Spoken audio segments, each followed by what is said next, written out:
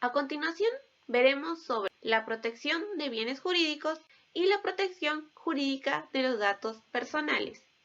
Clasificación de tipos de delitos informáticos. En primer lugar, tenemos a los fraudes, los cuales comprenden los datos falsos o engañosos, data dribbling, también conocido como introducción de datos falsos o manipulación de datos de entrada, es la manipulación de datos de entrada al computador para realizar con estos movimientos falsos en transacciones de una empresa. Manipulación de programas o los caballos de Troya. Estos consisten en modificar los programas presentes en el sistema de computadoras o en insertar nuevos programas o nuevas rutinas. La técnica del salami, también conocida como técnica de rodajas muy finas o de salchichón, esta es apenas perceptible. Esta es una serie de transacciones financieras las cuales se van sacando en reiteradas veces de una cuenta y se transfieren a otra.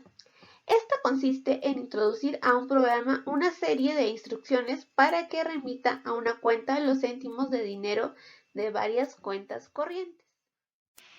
Falsificaciones informáticas. Esta se basa en que las fotocopiadoras harán reproducción de alta resolución donde se podrá modificar documentos, así como también crear documentos falsos sin tener que recurrir a un original. Y por tal, los documentos que producen son de buena calidad, que solo un experto en la materia va a poder diferenciar si un documento es auténtico o no. Manipulación de los datos de salida. Aquí el ejemplo más conocido es cuando se da el fraude en cajeros automáticos mediante la falsificación de instrucciones para la computadora en la fase de adquisición de datos. Phishing es un fraude informático con el objetivo de robarle la identidad al sujeto pasivo. Como segundo ejemplo tenemos el sabotaje informático. Bombas lógicas. Tal como el nombre lo indica, es una bomba de tiempo. Estas bombas se pueden utilizar como mecanismos de extorsión, de modo que se utilizan para impedir un rescate a cambio de dar a conocer el lugar donde se encuentra la bomba. Los gusanos se parecen mucho al virus, ya que este también se infiltra en programas legítimos de procesamiento de datos con el objetivo de modificar o destruir los datos, pero con la diferencia de que estos gusanos no pueden regenerarse. Virus informáticos y malware son elementos informáticos que se reproducen y se extienden a lo largo del sistema al que acceden, al igual que un microorganismo biológico, y se contagian de un sistema a otro. Ciberterrorismo o terrorismo informático busca desestabilizar un país o aplicar presión a un gobierno y para ello utiliza métodos que están clasificados dentro de los tipos de delitos informáticos. Ataques de denegación de servicio. Estos se basan en utilizar la mayor cantidad posible de recursos del sistema objetivo, de modo que nadie más pueda utilizarlos, perjudicando así la actuación del sistema, más que todo a los que ofrecen servicios a muchos usuarios. En tercer lugar, tenemos el espionaje informático y el robo o hurto de software. Fuga de datos, data leakage. La fuga de datos o divulgación no autorizada de datos reservados es un espionaje industrial que sustrae información confidencial de una empresa. La reproducción no autorizada de programas informáticos de protección legal puede provocar la pérdida económica para los propietarios legítimos. En cuarto lugar, tenemos el robo de servicio. Hurto del tiempo del computador. Tal como el nombre lo indica, se basa en el hurto del tiempo de uso de las computadoras. Apropiación de informaciones residuales. Tal como el nombre lo señala, consiste en recoger información abandonada sin ninguna protección como residuo de un trabajo previamente autorizado. Parasitismo informático y suplantación de personalidad. Este consiste en que el delincuente utiliza la suplantación de personas para cometer un delito. Por último, tenemos el acceso no autorizado a servicios informáticos. Las puertas falsas. Esto se da a través de introducir una serie de interrupciones en la lógica de los programas con el objeto de chequear en medio de procesos complejos si los resultados intermedios son correctos, producir salidas de control con el mismo fin o guardar resultados intermedios en ciertas áreas para verificarlos después. La llave maestra consiste en un programa que permite abrir cualquier archivo de un computador, por más protegido que esté, esto con el objetivo de alterar, borrar, copiar, insertar o utilizar en cualquier forma no permitida datos almacenados en el computador. Pinchado de líneas. Wiretapping se basa en interferir las líneas telefónicas de transmisión de datos para recuperar información que circula a través de ellas. Para esto se va a usar una radio, un módem y una impresora. Piratas informáticos o hackers. Aquí el malhechor utiliza la falta de rigurosas medidas de seguridad para así conseguir acceso, así como también puede descubrir deficiencias en las medidas vigentes de seguridad o en los procedimientos del sistema. El cibercrimen en el Perú. En primer lugar, ¿qué es el cibercrimen? Se entiende que se trata de delitos cometidos a través de Internet por medio del uso de un computador o mecanismo análogo. Con el avance de la tecnología, también se han desarrollado mecanismos que permiten la realización de delitos a través del uso de Internet por medio de equipos tecnológicos. Formas más comunes de cibercrimen. La ciberocupación. Este se basa en sacar provecho de reservar un dominio de Internet o concesión de licencias de su nombre, ya que ese nombre se asocia con la marca de una empresa. El acoso cibernético. Este se basa en amenazar y acosar a alguien a través de múltiples mensajes de correo electrónico. El objetivo aquí es invadir de temor al destinatario, ya sea a través de un acto ilegal o una lesión. El ciberrobo. Este se da cuando se utiliza un servicio informático en línea, con el fin de robar la propiedad de otro o para interferir con la otra persona en el uso y disfrute de una propiedad. La intercepción de correo electrónico. Esta se basa en leer y almacenar emails sin el permiso previo del destinatario. Fraude por Internet. Es el uso fraudulento de un computador y el Internet, como por ejemplo el uso de salas de chat, correo electrónico, foros, grupos de discusión y sitios web para realizar transacciones fraudulentas. Transmitir estos beneficios del fraude a instituciones financieras para robar, destruir o inutilizar los datos informáticos esenciales para el funcionamiento de un negocio. Fraude por telemercadeo.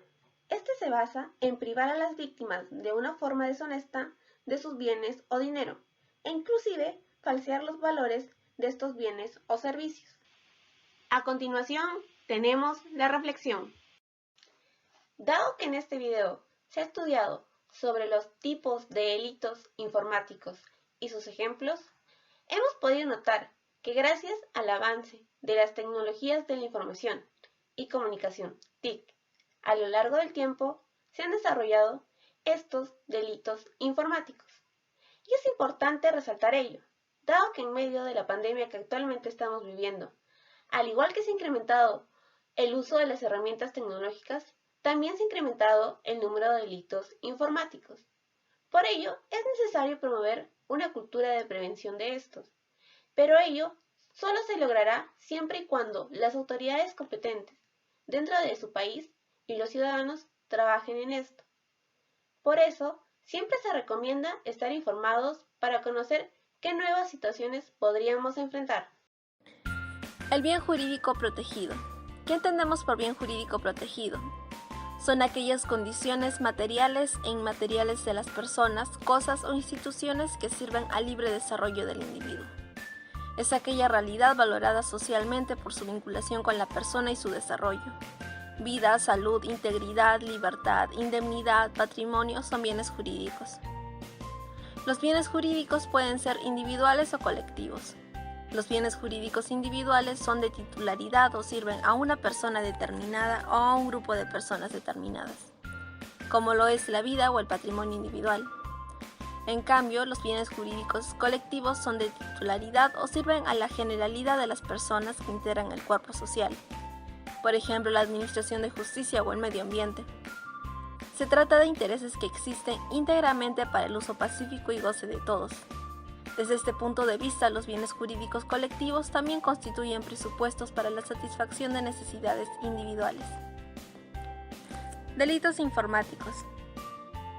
Para Mullen, el delito informático ha de comprender todo comportamiento delictivo en el que la computadora es el instrumento o el objetivo del hecho.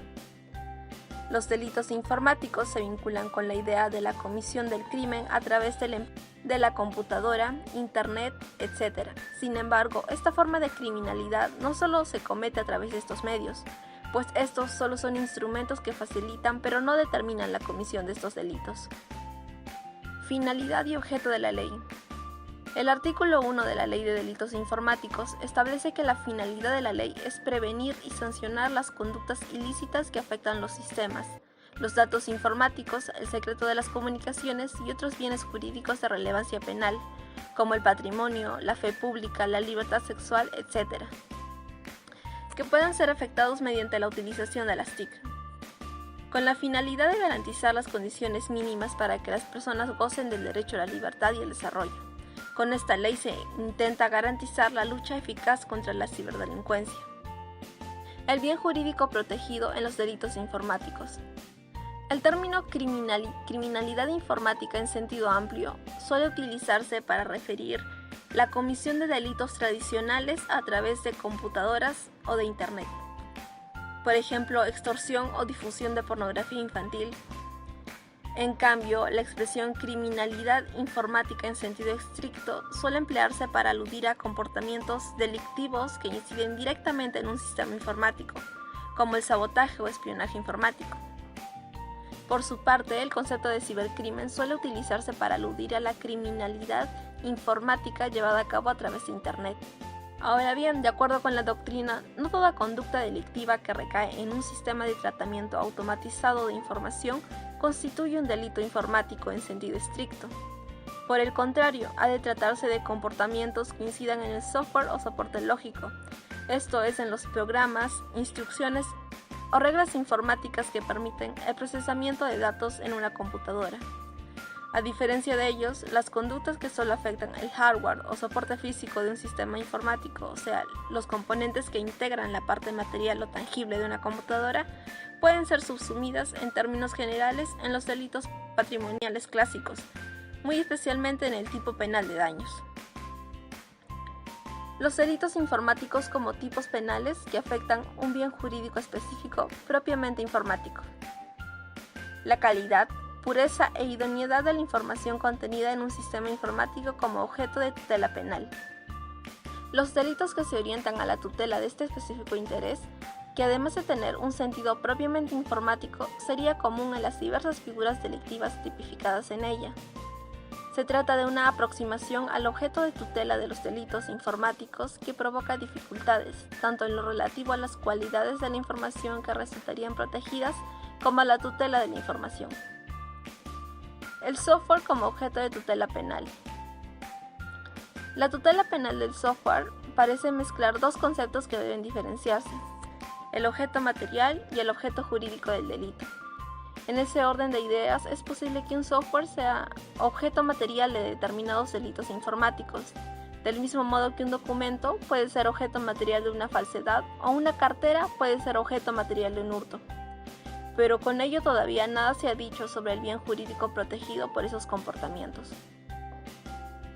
Internet como objeto de tutela penal. Un sector de la doctrina postula que Internet ha adquirido el estatus de bien jurídico autónomo, de primera magnitud, principalmente debido a las características cuantitativas y cualitativas que tiene su empleo.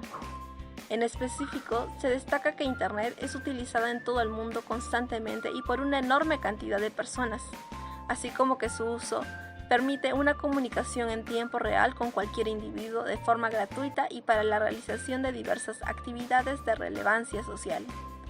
Sobre esta base, se plantea que Internet es un componente fundamental del sistema democrático moderno y que su tutela debe verificarse más allá de la protección de sus usuarios individualmente considerados.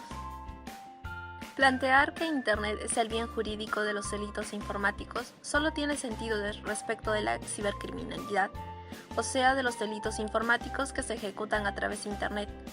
En la actualidad, un importantísimo número de delitos informáticos son llevados a cabo, efectivamente a través de Internet. No obstante, si la atención se centra en el uso de computadoras, en tantos sistemas de interconexión entre las personas, tendría que considerarse la criminalidad que involucra, y no solo la que se verifica a través de Internet. La confianza en el correcto funcionamiento de los sistemas informáticos como objeto de tutela penal.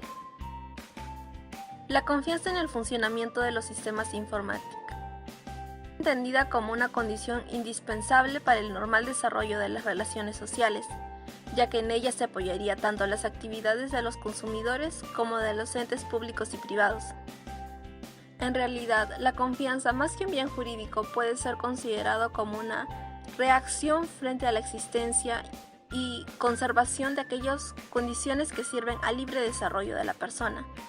Puede ser vista como una consecuencia del cumplimiento adecuado de las funciones de almacenamiento, tratamiento y transferencia de datos a través de sistemas informáticos. Tutela de un bien jurídico específico respecto de determinados delitos informáticos. La confidencialidad, integridad y disponibilidad de los datos y sistemas informáticos como objeto de tutela penal. El Convenio sobre Ciberdelincuencia del Consejo de Europa del 23 de noviembre de 2001 constituye el principal instrumento internacional sobre la criminalidad informática. El convenio sistematiza los comportamientos en 4 grupos. Primero, delito contra la confidencialidad, la integridad y la disponibilidad de los datos y sistemas informáticos. Segundo, delitos informáticos, delitos relacionados con el contenido. Y por último, delitos relacionados con infracciones de la propiedad intelectual y de los derechos afines. Entre los delitos que sistematiza el convenio, aquellos que atentan contra la confidencialidad, integridad y disponibilidad de los datos y sistemas informáticos son los que más claramente se relacionan con intereses específicos propiamente informáticos.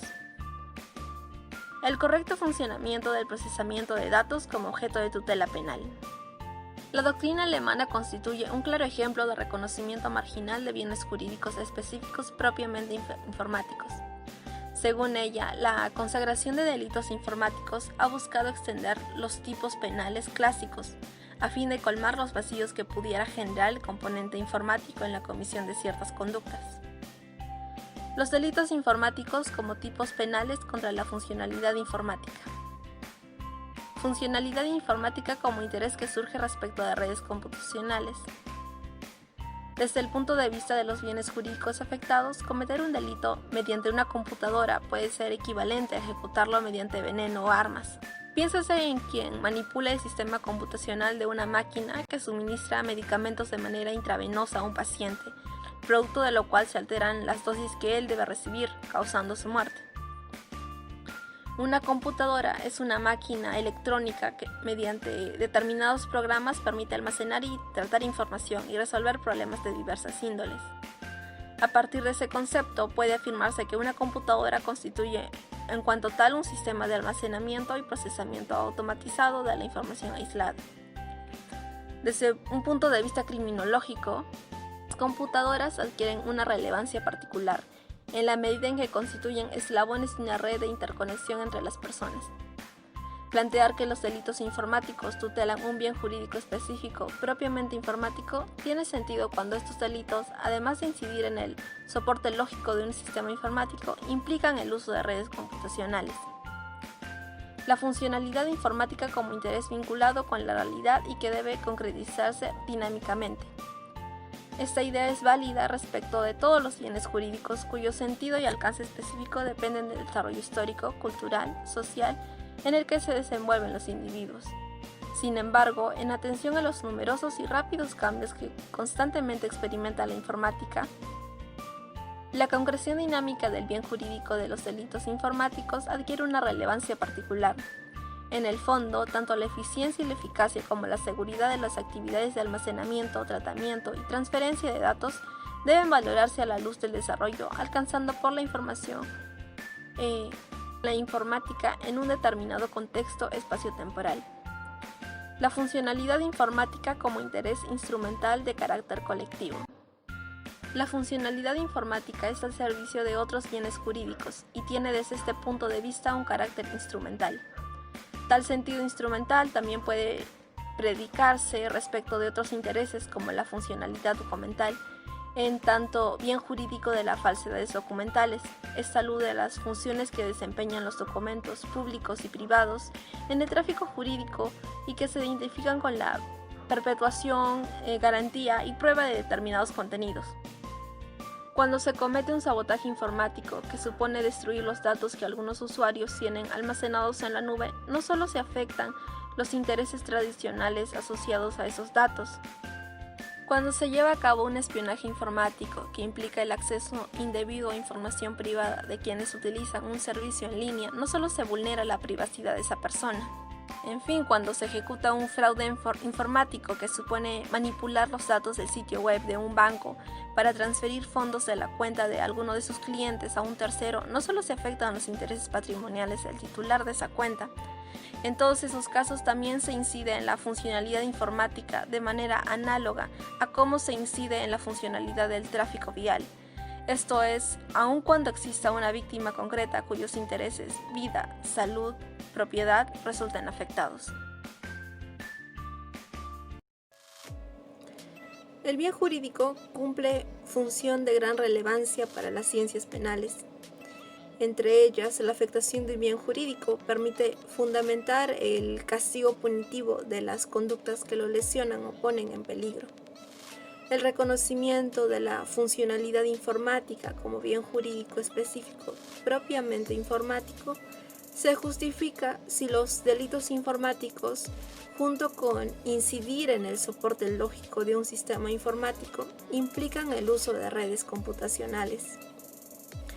El hecho de criminalizar algunas conductas desplegadas en el mundo informático no implica desconocer las ventajas y facilidades brindadas por estos sistemas, pues son evidentes los beneficios de los adelantos tecnológicos que trae para la sociedad el uso de la tecnología informática y comunicación. Sin embargo, estos adelantos tecnológicos posibilitan una nueva modalidad de cometer los delitos tradicionales como el fraude y la distribución de pornografía infantil, y a su vez facilitan la comisión de nuevos delitos.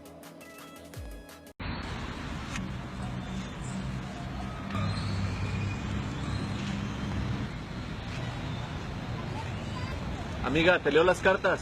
No, gracias, tengo prisa. Entonces no quieres saber de tu suerte, Daniela.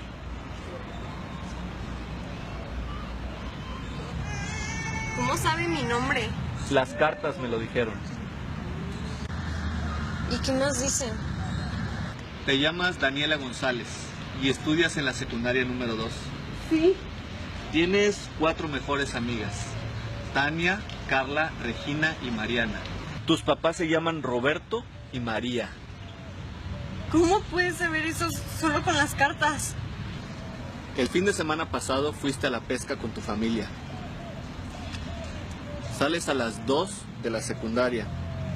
De ahí vas a tus clases de inglés sola y terminando vas a tu clase de danza. Llegas a tu casa a las 7 de la tarde. Es que esto no es posible. Pero hay algo más. Te gusta un chico llamado Jorge. Lo conociste hace 2 semanas. Él se te hizo muy gracioso y simpático. Platicas con él todas las noches. Y justo ahora ibas a encontrarte con él y ni tus amigas ni tus papás saben de él. ¿Cómo puedes saber eso? Lo sé porque yo soy Jorge. Tú me agregaste a Facebook y dejaste que entrara a tu vida, que conociera todo de ti, que conociera tu familia, tus amigos, tus gustos, tus horarios, que conociera todo. Hola. ¿Alguna vez te has puesto a pensar cómo, cuándo, dónde y con quiénes compartes tus datos personales? Los datos personales son toda aquella información que nos permite identificar a una persona o la hace identificable. Debes tener en cuenta que tus datos personales no solo son tu nombre, firma, domicilio, documento nacional de identidad, pasaporte, también lo son la voz, imagen, correo electrónico, huella dactilar, entre otros. Toma nota. Tu número de celular también constituye un dato personal. Pues si bien no identifica a la persona, sí la hace identificable. Dentro de los datos personales existe una categoría que requiere una protección especial por estar vinculada con la intimidad de la persona. Estos son los datos sensibles. Entre los datos sensibles tenemos a los datos biométricos, como la huella digital, la retina, la iris, los datos de origen racial o étnico, los datos económicos, así como toda información relacionada con la salud o la orientación sexual, entre otros. Los datos sensibles solo pueden ser objeto de tratamiento si cuentan con el consentimiento expreso y escrito del titular de los datos personales. ¿Por qué debes proteger tus datos personales? Debes proteger tus datos personales para preservar tu intimidad y la de tu familia frente a cualquier tratamiento abusivo, desproporcionado e irregular que se realice sobre tus datos personales.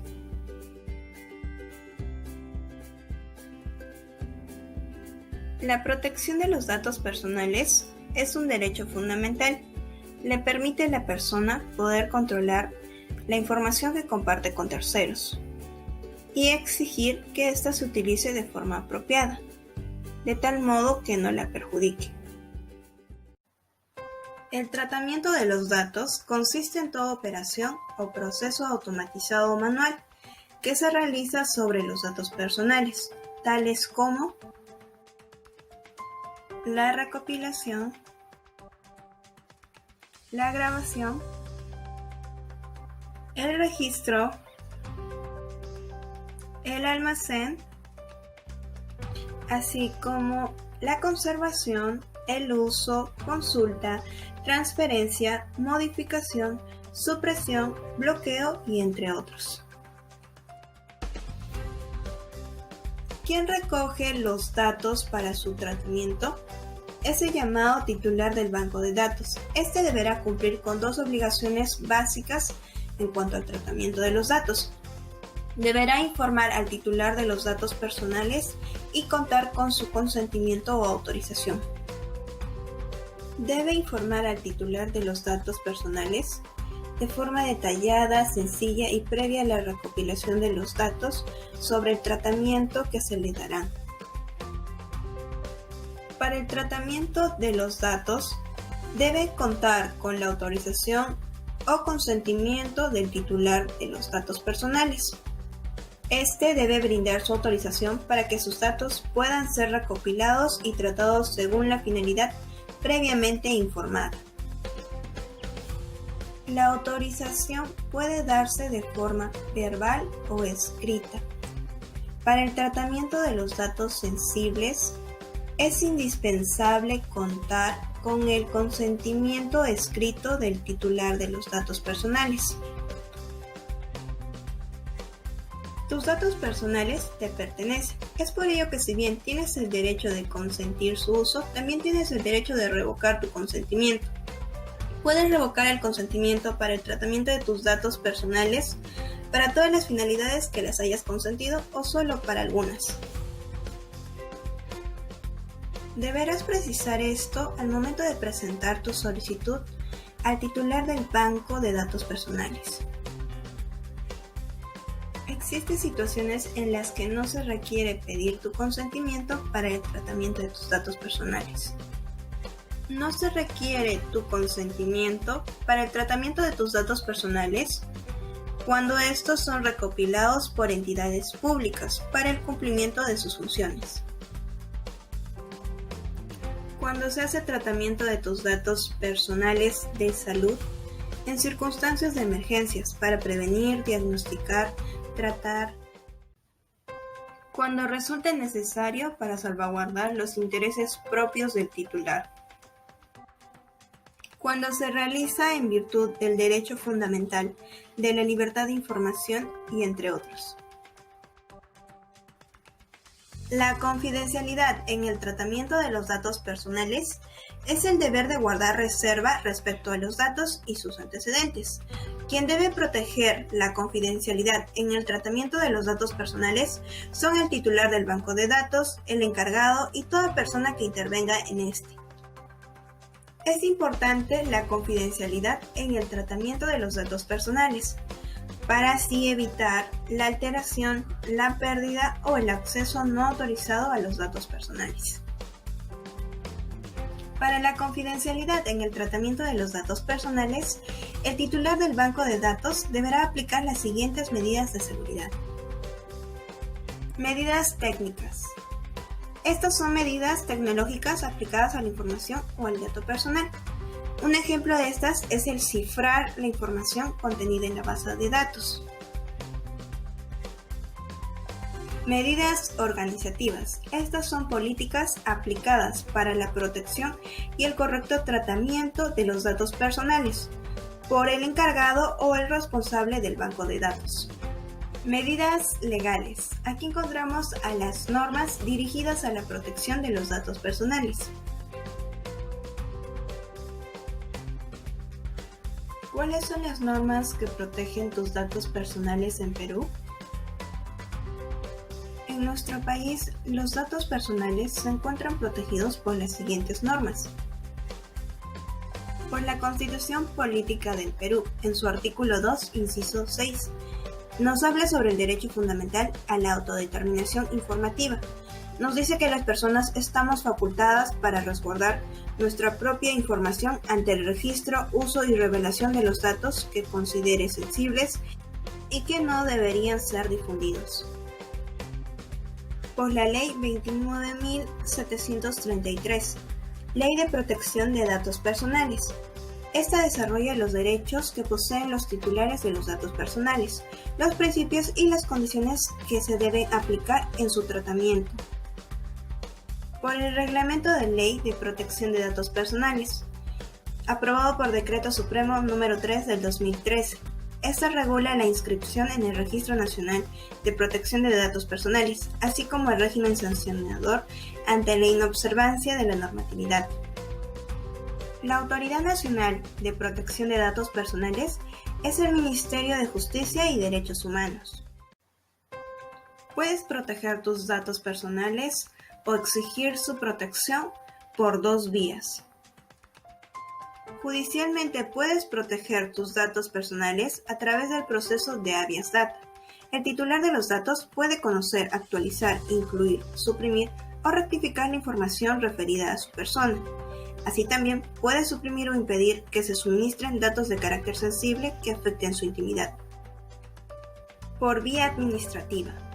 A través de una solicitud dirigida al titular del banco de datos o al encargado de tratamiento, el titular del dato puede requerir el acceso, rectificación, corrección u oposición a cualquier tratamiento. Nuestros datos personales son toda aquella información que nos hace identificables o que nos identifica. ¿Sabías tú que una imagen tuya también es parte de tu dato personal? Si nos ponemos a pensar, casi a diario compartimos nuestros datos personales con terceras personas, desde cosas muy sencillas, como el brindar nuestro nombre cuando nos presentamos con una tercera persona, o el pedir una boleta, factura, o contratar un servicio de internet o telefonía. En este último caso, nosotros brindamos nuestros datos personales tales como el nombre, el número de DNI y el lugar del domicilio. Es así que debemos tener presentes cómo, cuándo y con quiénes compartimos nuestros datos personales. En cuanto al tratamiento de los datos personales, el titular del banco de datos deberá cumplir con dos obligaciones básicas, es decir, deberá informar al titular de los datos y contar con su consentimiento. Es decir, que nosotros como titulares de los datos personales debemos consentir su uso y tratamiento. Así como tenemos el derecho de consentir el uso, también tenemos el derecho de revocar ese consentimiento. En el ámbito nacional, nuestros datos son protegidos a través de la Ley 29.733, Ley de Protección de Datos Personales. Esta ley establece los derechos que tienen los titulares, así también como los principios bajo los cuales se regirá su tratamiento. Y como complementario tiene a su reglamento. En el ámbito internacional, en los últimos años se ha firmado un convenio en cuanto a la protección de los datos en su tratamiento. Este busca garantizar el derecho que tiene la persona a la privacidad, es decir, el derecho a la vida privada. Este convenio es el convenio 180. Este convenio fue firmado por 20 países, entre los cuales está España, Uruguay, Argentina, Portugal y entre otros países. El Perú aún no forma parte de este convenio.